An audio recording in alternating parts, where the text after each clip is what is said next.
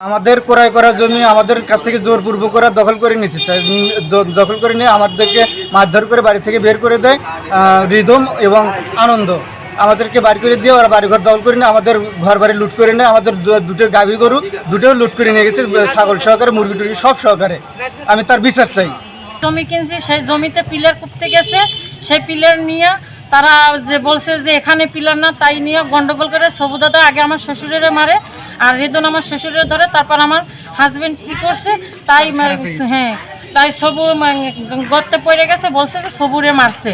আর তাই করে সবাই তাদের ফ্যামিলির সবাই মিলে আমাদের উপরে হামলা করে, আবার অতএব কী করে আনন্দ সে আমাদের ঘরে প্রাচী দিছে, অতএব আমাদের ঘর দুয়ার দিয়ে বের করে দিয়ে মিটার ভাঙছে, আবার আপনার করছে সারা রাত্র আমাদের ঘরের চারপাকে ডাকাতের মতো বড় বড় সেনা নিয়ে ঘুরছে, আমাদের পাইলে মেরে ফেলবে।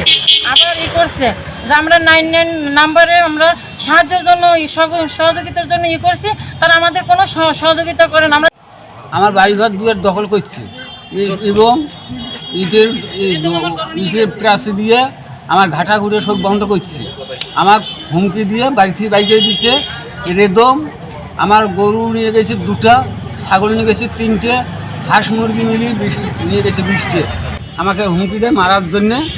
আর আমরা ওই হুমকিতে বাড়িঘর থেকে ছাড়ি পালাচ্ছি।